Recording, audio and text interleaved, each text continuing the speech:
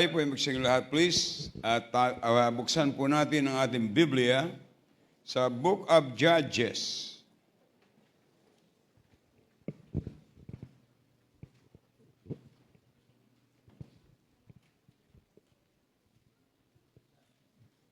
Book of Judges, chapter 2. Judges, chapter 2. Kung nakuha niyo na po, nasa sunod po yan sa Joshua. Joshua, Judges. Okay. Merong nag-preach sa harapan ng mga judges. Ang sabi niya, the title of my message is Judge Not. Okay. Judges chapter 2, verse 7 to 10.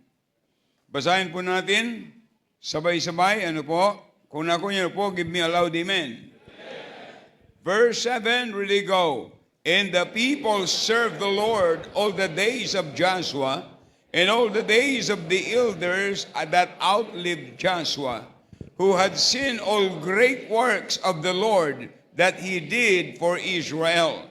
And Joshua the son of Nun, the servant of the Lord, died being 110 years old. And they buried him in the border of his inheritance in Termath Heres, in the mount of Ephraim, on the north side of the hills Gash. And also all the generation were gathered unto the fathers, and there arose another generation after them, which knew not the Lord, nor yet the works which he had done for Israel. Tayo po yung manalangin, dakilang Diyos, salamat po sa inyo pong salita na aming binasa. Panginoon, pagpalain niyo po na mula dito ay bigyan niyo po kami ng pagpapala. Panginoon, salamat po na ang salita niyo ay para sa lahat ng henerasyon. At dapat ang salita niyo ay hindi nagbabago. At gayon din po ang mensahe ay hindi dapat nagbabago. Salamat po na ang binigyan niyo po kami ng Biblia. Many years ago, during the Spaniards, what they brought here is religion. We don't need religion. What we need is relationship with God through the Word of God. Salamat po sa aming bansa na mayroong freedom para magbuklat ng inyong salita. At pagpalain niyo po ngayong hapon, ang iyong likod na gagamitin sa inyong sarili, wala pong magagawa. Maliban ako'y gamitin niyo, wala po akong kabuluhan. So I beg your power, Holy Spirit of God, empower me now. Kayo magbigay ng salita na dapat kong sabihin para sa inyong mga anak. At sa ikaliligtas lang wala pa po sa inyo. Ito po ang aming dalangin sa pangalan ni Jesus. Amen. Thank you. And be seated, please. Ang sabi po sa verse 7, and the people served the Lord all the days of Joshua, and all the days of the elders that outlived Joshua, who had seen all the great works of the Lord that he did for Israel. At ang pamagat po ng ating pag-aaralan ngayong gabi, o ngayong hapon ay why we lose the next generation. Why we lose the next generation. Tandaan po natin na si Joshua ay siyang inilagay after the death of Moses. Na siya po ang ginamit ng Diyos para ang Israelites ay maalis sa pagkaalipin sa Egypt. At pagkatapos po na mamatay si Moses, ang tinawag ng Panginoon ay si Joshua. Wala hong pagkakaiba. The same commandment of God to Moses is the same commandment of God to Joshua. At hindi po nagbabago ang salita ng Diyos. Sabi ng Bible, heaven and earth shall pass away, but my word shall never pass away. We need to thank God that the Word of God never changes, but it changes life when you receive Christ as your personal Savior. Kaya sabi ng Bible, and the people served the Lord all the days of Joshua, and all the days of the elders that outlived Joshua. Wala na po si Joshua, Pero yung mga elders ay sila pa rin nangunguna na sila po ay naglilingkod sa Panginoon. Pero tandaan po natin mga kapatid, iyon ang generation that served the Lord. But after Joshua died, another generation arose. But it's sad, the generation that arose, they knew not the Lord. Sumunod na henerasyon ay yung po mga taong yun ay wala ng pagkakilala sa Panginoon. The tragedy was not that Joshua's generation failed, but it was that they failed to pass their faith to the next generation. Tandaan po natin, we are just one away for the next generation. Yung susunod sa atin, mga magulang, siguro yung mga kasing edadan ko dito, meron na po tayong mga apo. Pero ang tanong, nasaan ang ating mga anak? Ay nakalulungkot po sa sunod na henerasyon, pagkatapos ni Joshua, hindi nila naipasa. Ang nakalulungkot po, yung mga anak dati, mga maliliit, padala natin sa simbahan. Pero ngayon, nasaan na sila?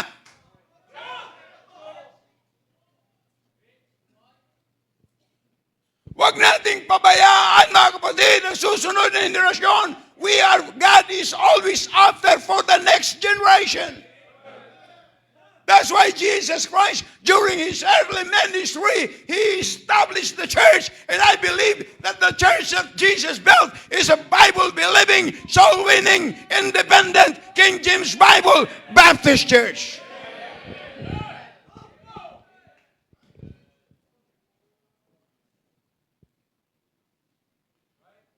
Mga kapatid, ang pinakamaganda, kumpleto ang pamilya dito sa lupa.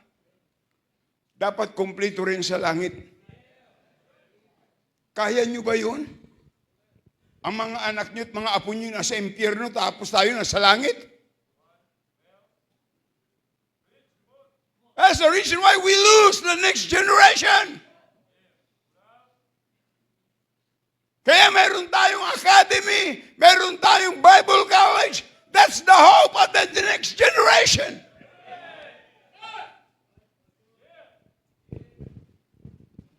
Number one, we lose the next generation when we fail to teach them the Word of God. Pakibuksan niyo po sa Deuteronomy. Deuteronomy chapter 6. Yes, chapter 6. Deuteronomy. Napakasimple lang po ng mensaheng ito. Mauunawaan po kung uunawaan po natin. Ang sabi ng Bible, from verse 5, and thou, sa verse 4, Hear, O Israel. It was addressed to Israel because Israel is a land of God. It pictures the church, it pictures the Christian nowadays.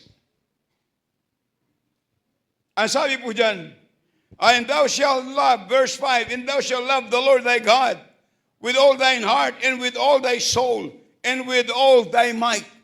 Sinabi po ito sa mga magulang. Sinabi po ito sa mga husband and wife. Are you listening? And then, sabi sa verse 6, and this word which I commanded this day shall be in thine heart. And verse 7, ang sabi ng Biblia, and thou shalt teach them diligently thy children unto thy children, and shalt talk of them when thou sittest in thine house. Are you listening? When thou sittest in thine house. Number 2, when thou walkest by the way. Number 3, when thou liest down. Number 4, when thou risest up. Mga tatay, mga nanay, we need to wake up. As your pastor, I don't want to lose the next generation. Kung mayroon man tayong dapat na unang maging bunga, ay ang ating pamilya.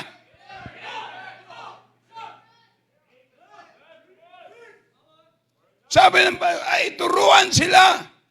Tandaan natin, ang Biblia hindi lamang hanggang dito sa pulpito. Dalhin natin ito sa ating tahanan. Are you listening? Hindi lamang po hanggang dito sa simbahan. Dalhin natin ito sa ating tahanan. Teach them the Bible. How can you teach the Bible? But it's sad to say, parents, you don't have a Bible.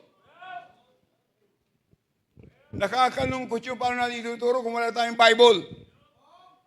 Kaya napakapalad natin, tayo na sa simbahan na tinuturuan, nire-required lahat ng mga membro ay dapat may Biblia. Amen?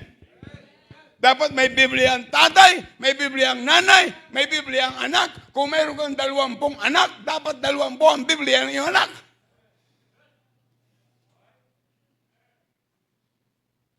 Nakakalungkot yun. Mga kapatid, what we are talking about is about eternity of our family. Eternity about the next generation. We are concerned. We must be concerned. Amen? Teach them the Bible. Nakakalungkot yun kung tatay ka tapos hindi mong alam kung nasaan ang Genesis. Hinahanap mo pa sa gitna.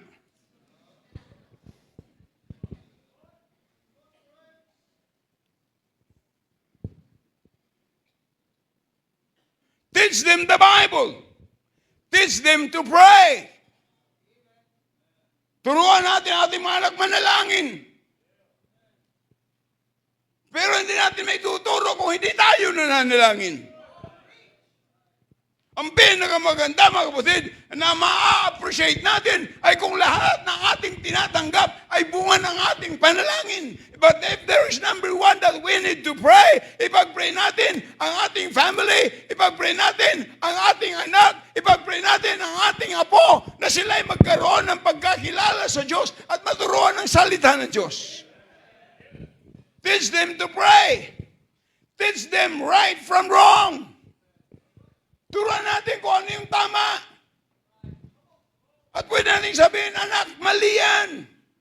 Kaya sabi ng Panginoon sa mga bata, igalang niyo ang iyong ama at ang iyong ina. It's sad. Maraming mga kabataan ngayon ay walang galang sa mga magulang.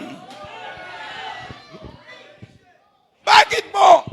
Sisihin natin ang school, sasabihin, doon ka pa naman sa religious church, doon ka pa naman sa religious school nag-aaral, hindi ka magalang. Mga kapatid, teaching does not begin in the school, teaching does not begin in the church, teaching begin in the home.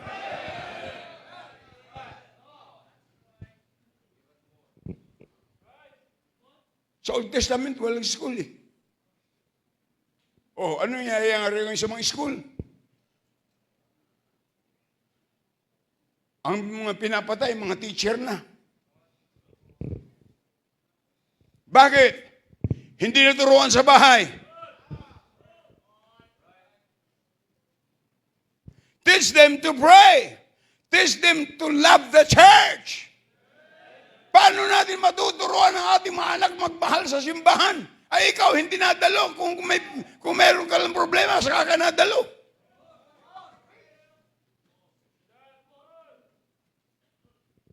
Teach them to love the church. Teach them to love the Word of God. And teach them to serve God.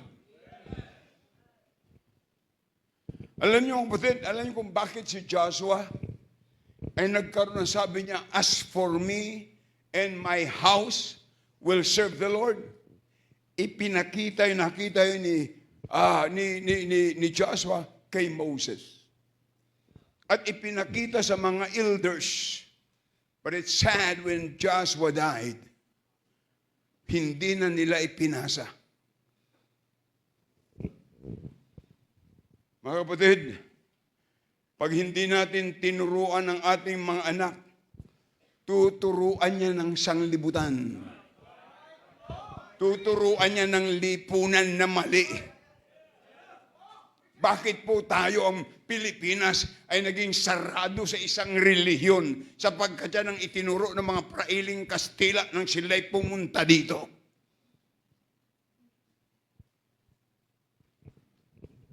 Kaya, ano sabi ng Bible? Proverbs 22 verse 6. Train up a child in the way he should go, and when he is old, he will not depart from it. Di ba tuwan-tuwa tayo sa mga bata, baby pa lang siya, tinuturuan na, close open, close open. Tuwan-tuwa tayo. Pag sinabi, ano, ikaw, nung bata, kinakausap, ayaw naman magsalita yung bata. Ano, ikaw, ha? Smile naman dyan, sige na baby. Nung bata, kinakausap. Nung maging teenager, hindi na kinakausap. Nasamantalang yun ang nangangailangan ng kausap. Sapagkat pag hindi mo yung kinausap, maghahanap niya ng kausap sa labas. Tama? Mga kapatid, I said, number one is when we fail to teach them the Word of God. Number two, we lose the next generation when we fail to tell them what God has done. Kung ano ang ginawa ng Diyos sa nakaraan. Mga kapatid, ang unang dapat ituro natin sa ating mga anak, sa ating pamilya, kung anong nangyari doon sa krus ng Kalbaryo. Na ang Panginoong Kristo'y nabayubay na danak ang kanyang dugo, na siya'y kinuruhanahan ng tinik imbis na ginto, na siya po'y pinarusahan, na dapat tayo ang dapat tumanggap po noon. Pero lahat ng yun ay tinanggap ng Panginoon. Ang sabi ng Bible, ni hindi niya binuka ang kanyang bibig. Alang-alang sa iyo at alang-alang sa akin.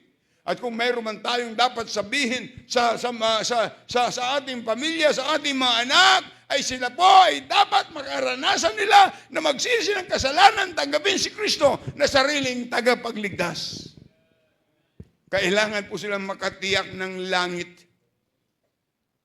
We fail to tell what God has done. Ang sabi po ng Bible sa verse 7 sa Judges chapter 2, it says, they had seen all the great works of the Lord. Yung gawa ng kadakilang gawa ng Diyos. Kung ikaw ay isang ama ng pamilya, ikaw ay ina ng pamilya, mga kapatid, ay meron tayong naranasan na ginawa ng Diyos. Ako'y maisasaysay ko po sa inyo sa pasimula, papaano nagsimula ang gawain dito sa San Pedro sa maliit na halaga hanggang pinagpala ng Panginoon. Basta't wag nating iiwanan ang prinsipyo ng salita ng Diyos, sapagkat ang salita ng Diyos ang siyang nagbibigay ng liwanag para tayo po ay mabuhay ng tama, because the Bible is the manual of life.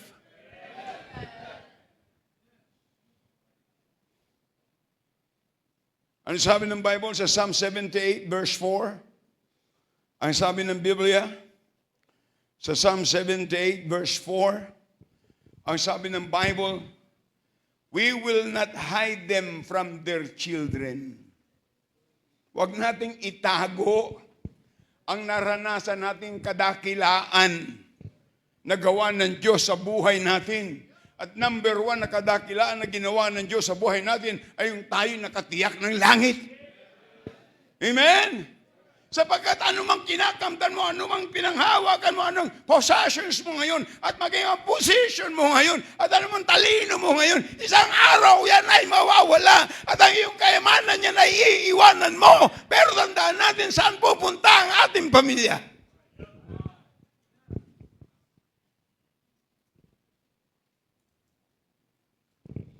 Kaya, sabi ng Bible, we will not hide them from their children, showing to the generation to come the praises of the Lord in His strength, in His wonderful works that He had done.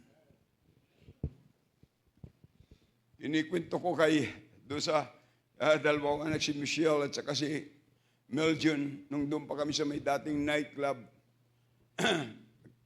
wala pa dito. Meron kami building project. Sabi ni Meljon, bata pa sila doon, ate, anong ulam natin? Anong ulam natin? Sabi ni Michelle, building project.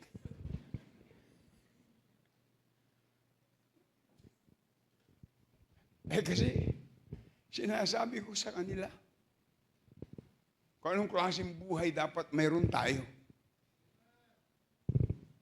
Sabihin natin sa kanila, mga kapatid, tell your children about God's goodness. Yung kabutihan ng Diyos sa buhay mo bilang magulang. At pwedeng sabihin mo, anak, ipanalangin mo pa ang iyong tatay, ipanalangin niyo pa ang iyong daddy.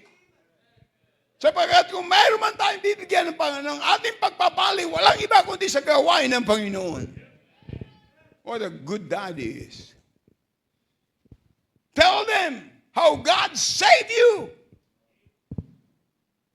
Sabihin mo sa anak mo, paano ka nakatiyak ng langit? At sabihin mo sa kanya kung paano. At yun na ituturo mo sa kanya, you are just passing what you receive. Ang tinanggap nating walang bayad ay ibahagi nating walang bayad. Akala mo yung mayaman sa impyerno, nagsasabi kay Abraham, pupuntahin mo si Lazaro doon sa 5 kong kapatid, ayaw ko silang pumunta rito. Magaling pa yung nasa impyerno, may pagmamalasakit sa kaluluwa ng kanyang mga kapatid. Tayo, mayroon pa tayong pagmamalasakit sa ating mga anak, sa ating mga miyembro ng pamilya, sa ating mga kamag-anakan. Tell them how God saved you. Tell them how God answered prayer. Pwede sabihin mo, alam mo, pinag-pray ka namin, anak, kaya ikaw ay blessing ng Panginoon. Ang nakalulungkot, mga kapatid, ay nung sila'y mga bata pa, halos ayaw natin padapuan ng lamok. Kinukulambuan. Ayaw nating maambunan. Pero ngayon, drug addict. Ang iba na sa loob ng bilangguan. Bakit? Hindi na ipasa ang salita ng Diyos. Kaya kung mayroong mga suwail na bata, rebuilding bata sa ating tahanan, don't blame the school. Don't blame the Sunday school. Don't blame the preacher. You blame yourself because you did not pass your faith to them.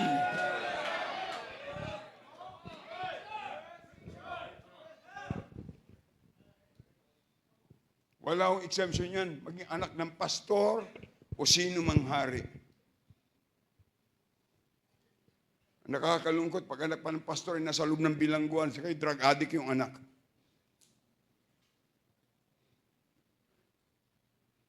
At isa pang nakakalungkot, pag nagkaanak ka pang bakla.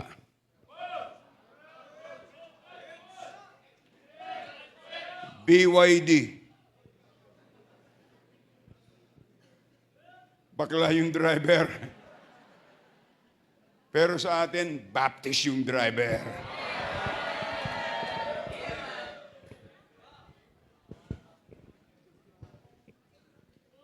Ha? Sabihin mo sa kanila, paano sila naging katugon? Alam niyo mga kapatid, if they're very precious sa ating pamilya, of course, yung mga anak. May 2 akong maliit na apo. I really care for them.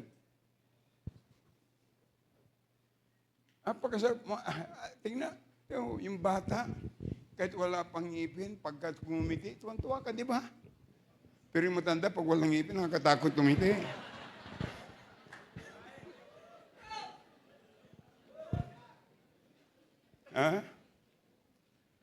Tell them how God answered prayer. Tell them how God provided. Alam niyo mga anak, noon nakatira lang tayo sa lugar. Walang kwarto. 7 kayo, pero isa lang higaan natin lahat. Yung kusina natin. Kwento mo yun, paano ka pinagpala ng Diyos? Give time for them. Tell them how God provided. Tell them how God brought through you through. Ibig sabihin, sabi kanina, may pinagdaanan. Alam nyo, yung mga ganyan, pinakamagandang verse, Romans 8:28. All things work together for good to them that love God and called according to His purpose. Anumang daanan natin, may purpose ang Diyos. Number one, it refreshes our salvation. Amen? May pinagdadaanan. Tandaan po natin, huwag nating bayaan, mga kapatid, ang matutunan ng ating mga anak ay yung mga artista at mga basketball player na mga ang hahaba ng buhok na hindi umansin lalaki o babae. Huwag nating bayaan na ang hawak ng mga anak natin ay itong cellphone. Ito. Ito ngayon nag-aalaga sa mga baby. Hindi walang ang lakas-lakas ng radiation ito. Bata pa, may salamin na. Bigyan natin yung salita ng Diyos. Are you listening? I said number 2 is what? We lose the next generation when we fail to tell them what God has done. Number 3, we lose the next generation when conviction become compromise. Pag tayo nakipag-compromise na mga magulang, tandaan natin ang susunod na compromiser yung ating mga anak. Ang sabi sa Judges 2:11, and the children of Israel did what? Evil in the sight of the Lord and served Baalim. Hindi Diyos, Baalim. Yung Baalim, ibig sabihin, ito yung plural ng Baal. Iba-ibang klaseng Baal. Iba-ibang klaseng Diyos-Diyosan. Ang kanilang sinasamba. Look at in Judges chapter 2 and verse 12. And they forsook the Lord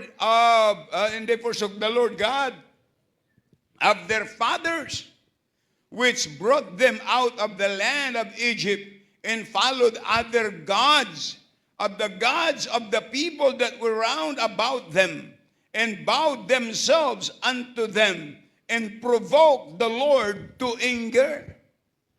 Kaya ang unang ginawa nila, they forsook the Lord. Iniwanan nila ang Diyos na hindi tinuro sa kanila o kaya kulang ng pagtuturo. Iniwanan nila.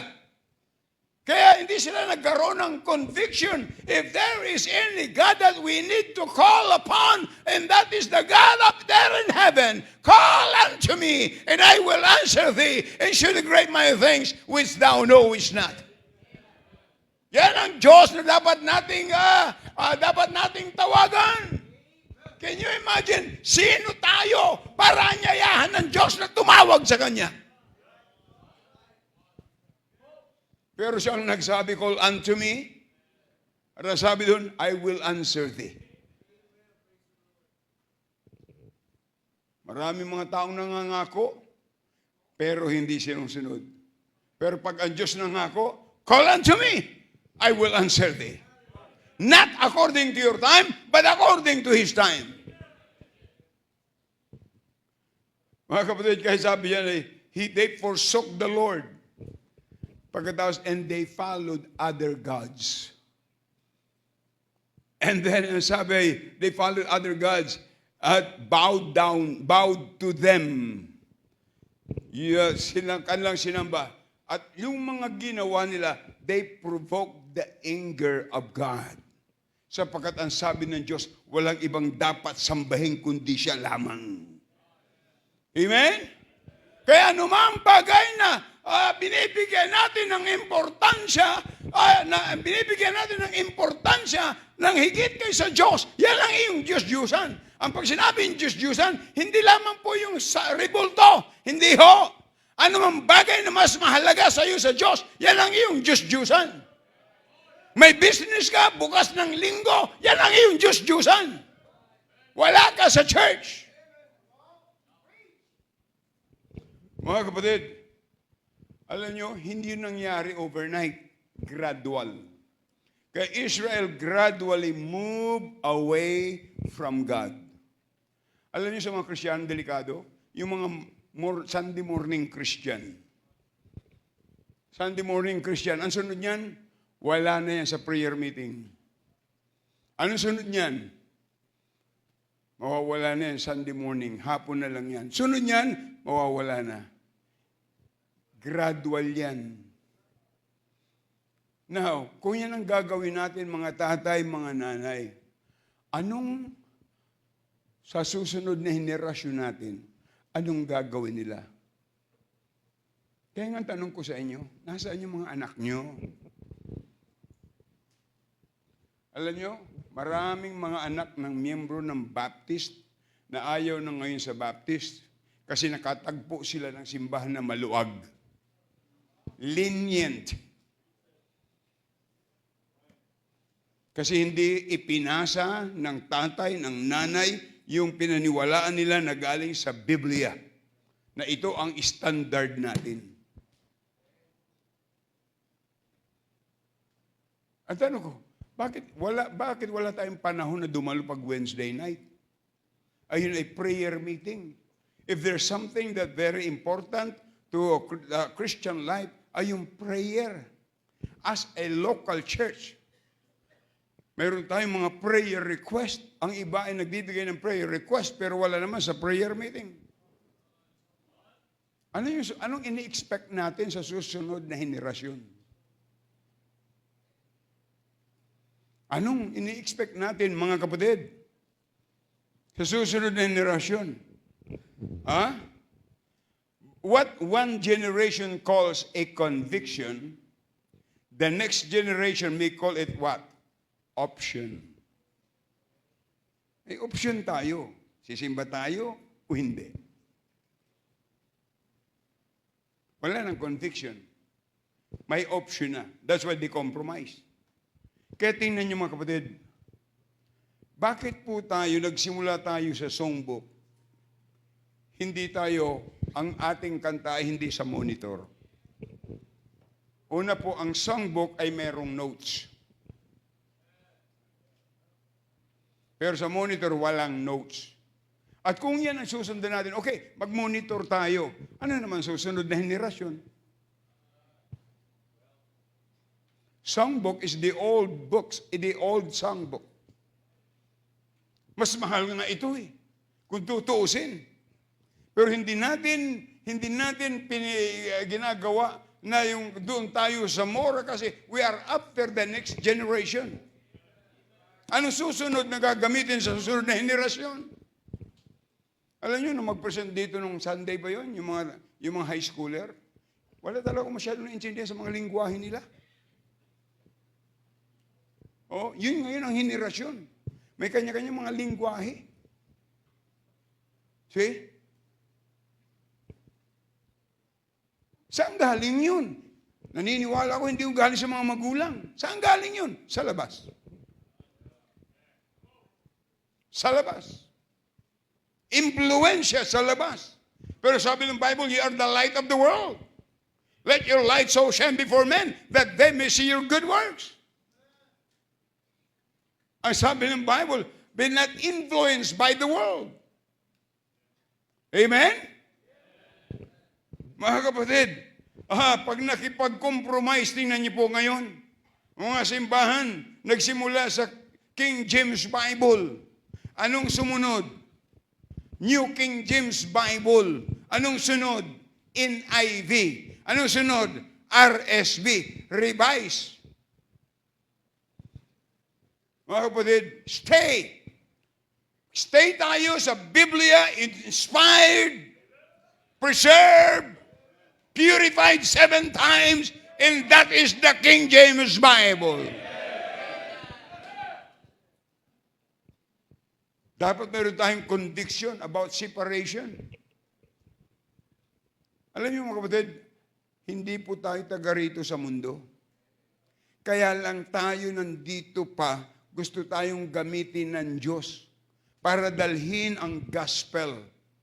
Tingnan niyo, nagkaroon tayo ng each one get one.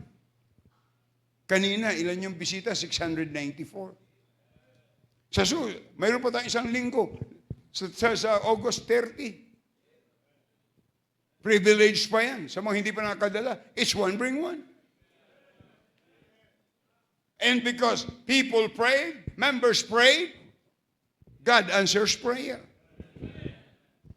Pambihira, ewan ko lang po kayo. Kanina, nung sumusunod sila sa prayer, ay alam ko pong sincere sila. Hindi ba kayo naaantig nun? Sa miyembro ng pamilya nyo, sino pong hindi pa saved? Sinong hindi paligtas? Mga kapatid, dapat ang buhay natin hiwalay sa mundo. Dapat hindi tayo nakikipiesta. Dapat ang mga baptist hindi nahawak sa binyag. Hello? Tradisyon. At huwag natin i-compromise, mga kapatid, church attendance. Huwag natin i-compromise yung linggo. Kung aalis ka at may biyahe ka, gawin mo na hindi linggo. Sapagkat ang linggo sa Panginoon. Kung may business ka, magtiwala ka sa Diyos. Eh kasi daw maraming nabili pag linggo. Alam niyo mga kapatid, pag nampalataya ka sa Panginoon, yung napunta sa iyo ng linggo, mas sobra pang ibibigay sa iyo sa Lunes, Martes, Miyerkules hanggang Sabado. Conviction, mga kapatid. Church attendance. Ano yung conviction natin sa soul winning? Kaya ini-encourage ko ang lahat ay mag-involve. Yan ang reason bakit nandito pa tayo, mga kapatid. Na ang mga tao ay madala natin sa Panginoon. Kaya wala tayong tigil. We preach nothing but the Word of God. We preach the gospel. Ano yung mabuting balita? Ang mabuting balita ay si Kristo yung nagliligtas, na siya'y namatay, inilibing at nabuhay na maguli dahil na ating kasalanan. O yung ating standards, naibigay ba natin sa ating mga anak? Dapat kung tayo sisimba, ang damit natin, damit pang simba. Ay bakit sa kasalan? Pag kinuha ka nilang ninang at ninong, ang suot mo, pang kasalan. Ay bakit pag sa simbahan, kahit na ano na lang? At saka kung babae ka, dapat maghitsura kang babae. Dalawa lang ang nilalang ng Diyos, lalaki at babae. Walang babae, balaki, wala.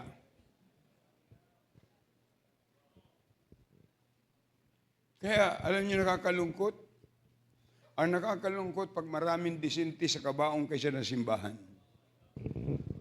Wala kang makikitang nasa kabaong na nakashort. Wala. Nakasando, wala. Kaya nga pag ganoon ay, nagsuot ka ng, lalo sa probinsya, di ba? Sumuot ka ng medyo disente, sasabihin sa'yo, nakapamburol. Sa ibang parte ng Batangas, pag nakabalat ka noon, nakabalat ka, sasabihin, buyat ang kuko natin ngayon.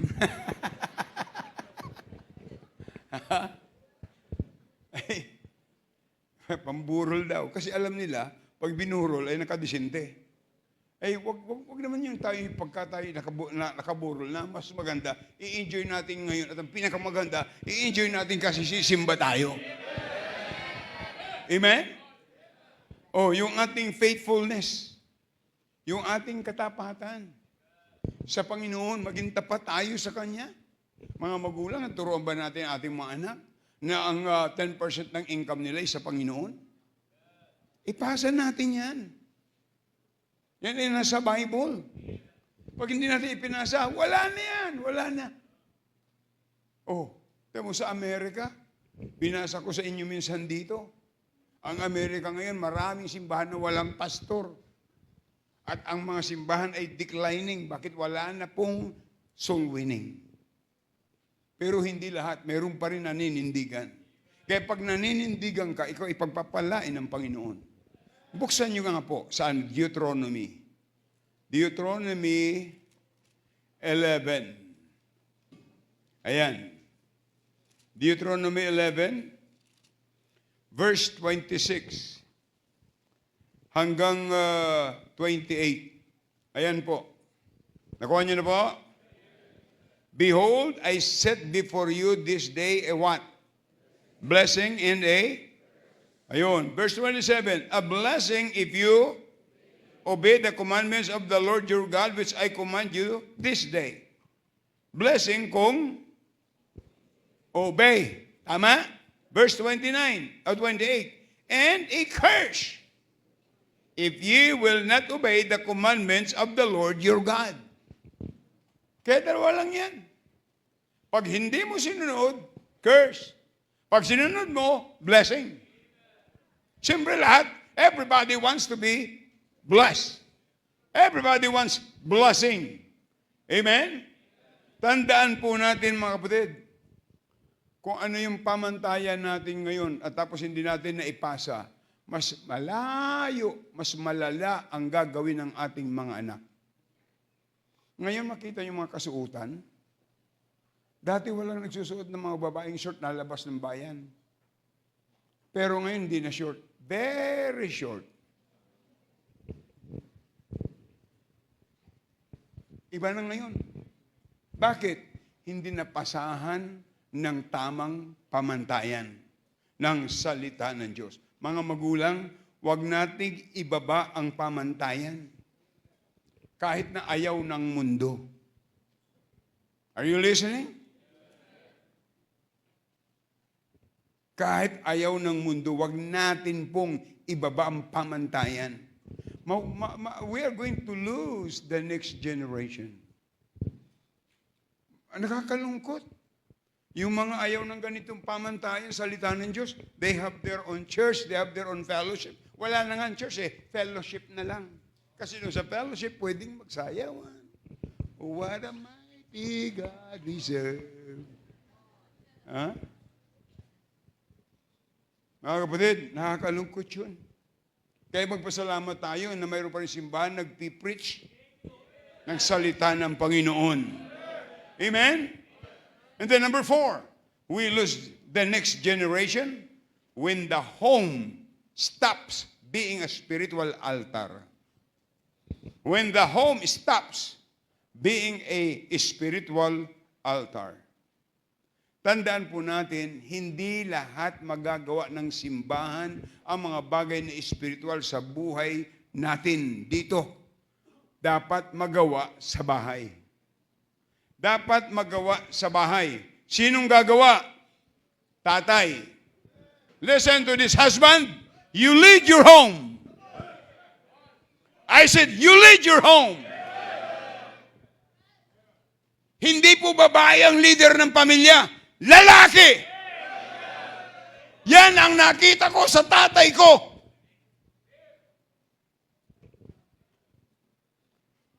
Alam niyo kung bakit ang iba ay babae? Yan ang ibinigay ng mga prailing Kastila. Kasi nung pumunta dito ang mga prailing Kastila, ang dala nila hindi Biblia. Ang dala nila si Mama Mary. Ang leader ng Catholic ay hindi po yung Papa. Ang leader ng Catholic si Mama Mary. What Mama Mary says, the Pope will do it. Saan galing ang doktrina ng Papa? Kay Mama Mary. Bakit tahimik kayo? Ha? Tingnan nyo. Mama Mary runs the church. When Mama Mary runs the church, Mama Mary runs the home. Diyan ang galing. Kaya nung pag may nagkakasal nun, pag may nagkakasal, yung mga bigay na, di ba may mga pera, kanino binibigay? Sa babae. Dapat lalaki ang nagbabudget.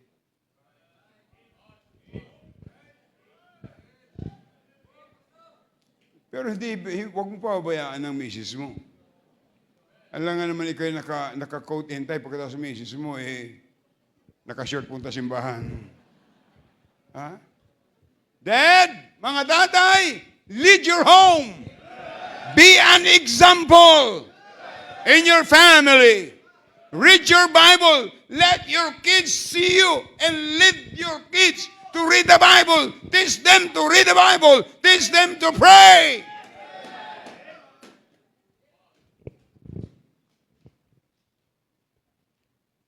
Nakakalungkot yun. Maraming mga lalaki, ang pangalan nila, Andres.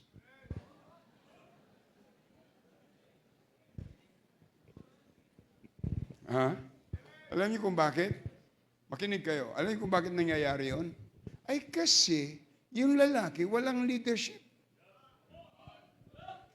Mas may leadership. Yung nakita nung babae sa tatay niya, yun ang ginagaya. Ay hindi yun, sa lalaki yun eh. Kaya makita nyo, sa forma na lang ng katawan, iba ang lalaki kaysa babae. Ang lalaki malapad ang balikat.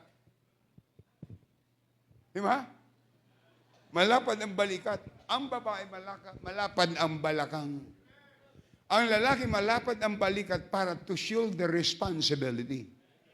Ang babae malapad ang balakang para sa panganganak. Kaya pag lalaki ka at malapad ang balakang mo, delikadong manganak ka.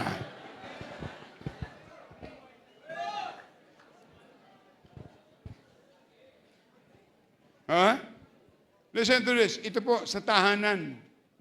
Man must lead. Mama must teach. Turuan ang mga anak. Ang ituturo ng mama ay hindi kontra sa itinuturo ni papa. Dapat, di ba, pag ikinasal, ang sabi ng Bible, and the two became one. See? Dapat yung the two became one.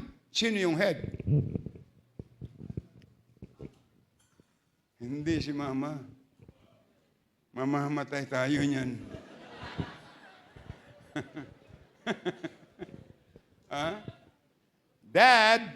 Dad must lead. Mom must teach. Parents must pray. Train your children. Amen. Families must worship God. Yan ang magandang pamilya. Don't just bring your children to church.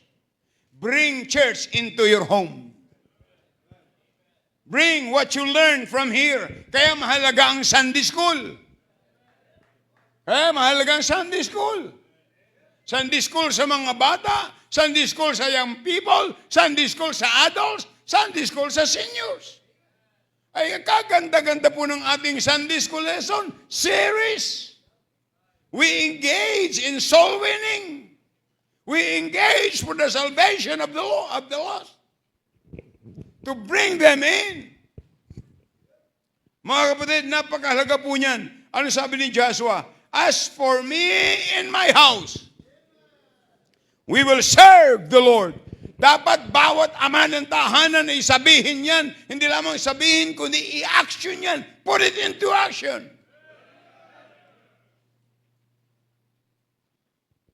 Minsan, wala na tayong panahon para kausapin mga bata pag mga teenagers na. Kaya sila yung naghahanap ng leader. Alam mo yung mga teenager, napakagandang pasunurin yan eh. Diba? Lalo kung naturuan sa pool sa pagkabata. Tama yung mga bata, pag nanalangin, manalangin ka. Naalala ko na ako'y nagpastor ng maliit na simbahan niya sa Tagkawayan, Quezon. Siguro 18 lang kami dun. 18 lang. 18. In 6 months time, naabot namin ng 85. Doon ini-schedule ako. Kasi binata pa ako noon. Kung saan ako manananghalian, maghahapunan, manananghalian, maghahapunan. Na-assign ako doon sa Mateo family. Gahapunan. Tapos, andun na. Tapos, ang nangunang mag-pray, yung batang bunso. Utal pa nga eh. Pangunahan tayo sa panalangin ni Tutoy. Nanalangin yung bata. Noon, amat po, anin, tupig, awa. Jesus' name, Amen. Sabi ko, ano yun? Ano yung awa? Yung pala'y sawa. Sila nakain ng sawa. Ay ako hindi ako makain ng sawa. Kasi ang pakiramdam ko parang umaalig-alig dyan sawa. Ha? Pero bata yun. Marunong mag-pray. Ay maraming mga teenagers yun, maraming mga adults yun. Nakakalimutan lalo pagkagutom. Talagang sunggab agad eh. Kain ng kain, mamaya na lang daw ngunguyain. Ha? No, we need to learn to pray. Amen? Matutong manalangin, mga kapatid. Ha? Hindi lang po yung me and my house, sabi ni Joshua, will serve the Lord. Napakaganda. Tingnan, pag ang mga mag-anak ay magkakatabi sa upuan, nakita mo yung tatay, nakita mo yung nanay. At alam nyo, ako nagpapasalamat sa Panginoon. Kahit yung mga anak ko, yung mga pastor na, yung mga anak ko, yung pastor na, sila pa yung nahingi ng advice. At tinuturuan ko silang maging independent. They need to learn to make decision. As long as you are led by God, do it. Training ang kailangan. Kaya salamat sa Panginoon, meron tayong Bible College, a training institution. Minsan yung Bible student noon, yung mga nauna, diyan pa sa old building, ang kanilang tulugan ay yung upuan. Ganyan. Pagkatapos ay nagkaroon ng second floor. Inassign ko kung sino maglilinis dito. Sabi nung isa, naglilinis, ay parang nagre-reklamo pa, anak pa naman ng pastor. Sabi, kasama ba ito sa paniwagan natin? Itong kasama pa ba ito? Alam mo yung nagsabi nun? Nag-quit. Bakit? Ayaw ng training. Anong kami nasa Bible School? Kami ang janitor ng kalsada. Tagalinis ng CR. Sabi ko nga sa kanila dito, mabuti nga kayo dito. Ang iba sa inyo may club. Kami wala. Oh. Mahalaga yung training. Train up a child in the way it should go. Yung mga bata yun, si Michelle, na yung mga yan pagka, ginigising namin yan, Sunday morning, maaga. Nagluluto si Ma'am Del, ako naman nagliligo sa bata. O kaya ako ang nagluluto. Sabi ni Ma'am Del, saan bahay yun?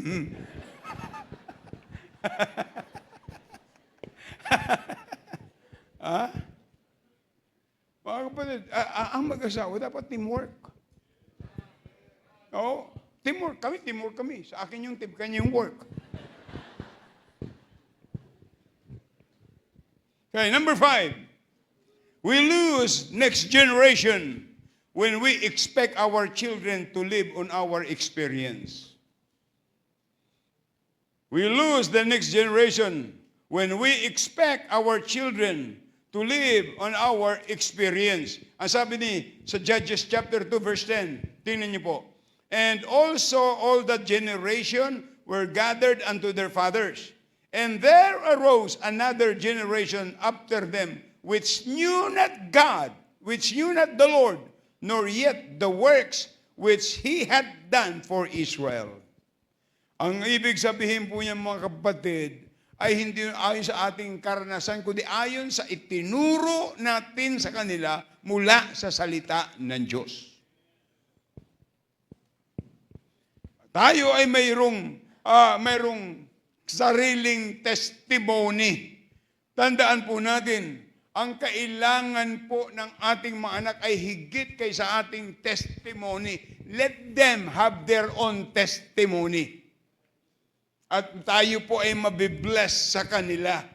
Tandaan po natin, hindi po yung daddy, hindi po yung tatay ang magliligtas sa iyong anak. Hindi po yung nanay ang panalangin ay papalitan mo yung panalangin ng iyong mga anak. No. You need just to be an example for them. Dapat ay maging example. Every generation must personally know Jesus Christ. Every generation. Mga kapatid, church, makinig po kayong mabuti. We are only one generation away from losing what God has given us. Anong, tandaan natin mga kapatid, wag nating pababayaan ang ating pamilya, ang ating mga anak, na sila ay malayo sa Panginoon. Malayo sa Panginoon.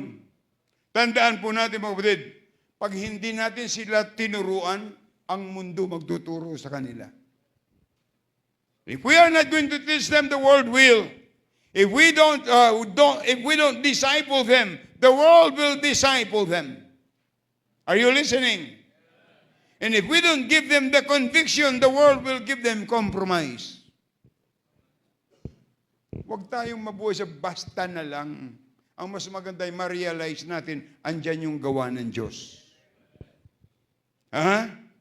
Pag hindi natin ipinakita sa kanila, yung paraan ng Diyos, tandaan natin, the world will show them another way. But the Bible says, there is a way that seemeth right unto man, but the end thereof is what? Destruction. Mga kapatid, we need to pray for our church. Because we are not just to build a great church. Our vision, our prayer is to build a great generation. Great generation. Joshua's generation served the Lord. Dapat yung susunod na henerasyon sa atin ay mas matindi silang maglingkod sa Panginoon pag tama ang ating ibinigay sa kanila, pag tama ang ating ipinasa sa kanila na prinsipyo na mula sa salita ng Diyos. Alam nyo, pag kayo ay laging late, yun ang mamanahin ng mga anak nyo. Ikaw ang nagpuproduce ng mga latecomers.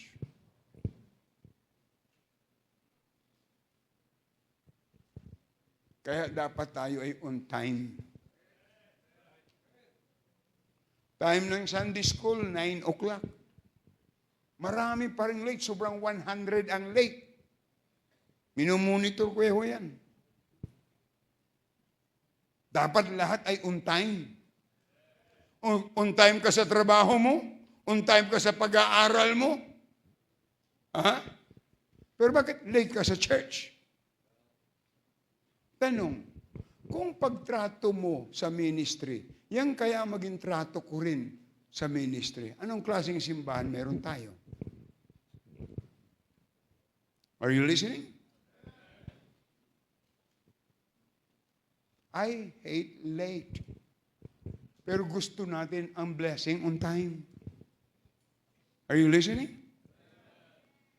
Mga kapatid, ang sabi nyo sa verse 10, and also all the generation were gathered unto their fathers, and there arose another generation after them, which knew not God. Tandaan natin mga kapatid, pag hindi natin ipinasa ang salita ng Diyos sa ating mga anak, sa susunod nilang henerasyon, mas matindi, hindi na nakilala ang Diyos. Ano kaya kung yung anak mo nasabing, Daddy, pwede ba dyan sa simbahan natin na kung anong oras lang gusto natin pumunta? Ano isasagot mo? Hello, be honest. Ano sasabihin mo? Tumahimik ka. Oh. Sino magtitrain sa anak natin? Kundi tayo. Na ang prinsipyo yung salita ng Diyos.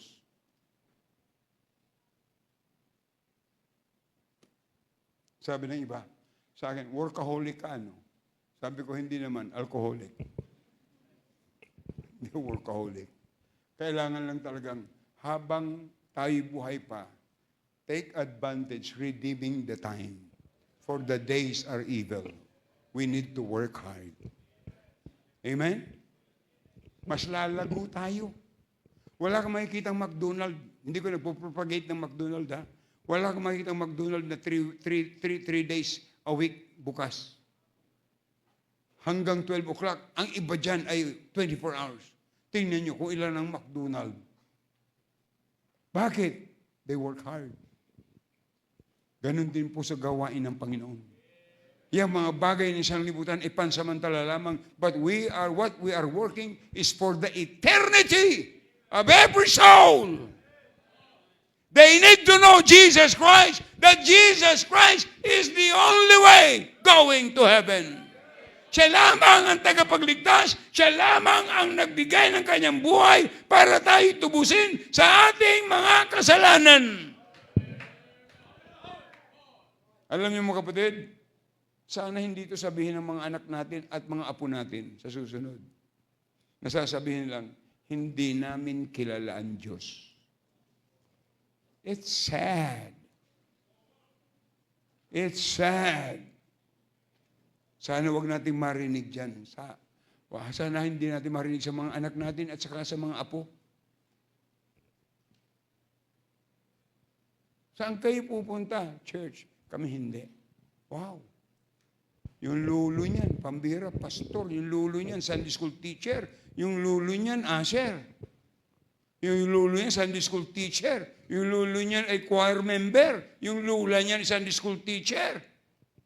Tapos, yung apo, they knew not God. Why? Hindi po kasalanan ng church. Ang panalangin ko sa Panginoon, mga kapatid, tulungan niya tayo ng ating panghawakan ay ang old-fashioned gospel, the old book, and the old songbook, at i-practice natin the old truth of the Bible. At dapat ipasa natin sa susunod na henerasyon. Mga kapatid, ang dapat in-encourage ko po mga magulang, take care of your children, take care of your grandchildren. Let them know what you believe and pass it on. Tayo po gusto ng lahat.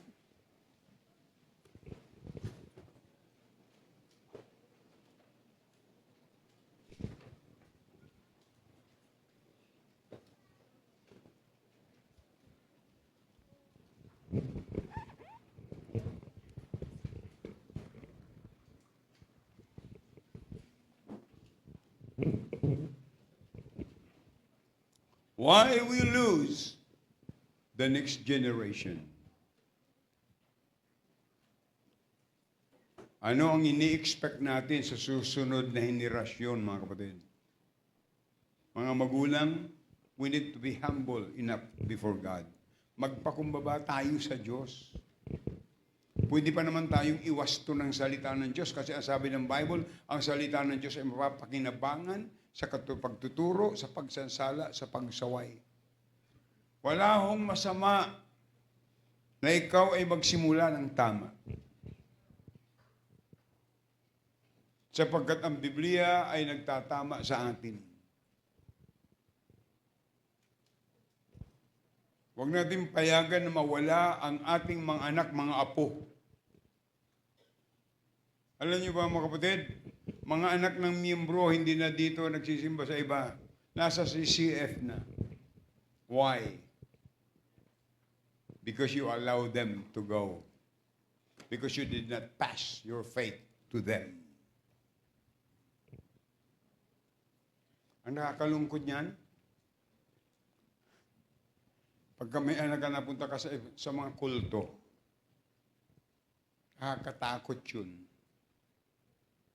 Mga magulang, dapat ma-realize natin yung ating responsibility. Magpasalamat tayo na meron tayong simbahan na ang pinanghahawakan natin ay walang iba kundi ang salita ng Diyos. Hindi pwede natin itong i-compromise.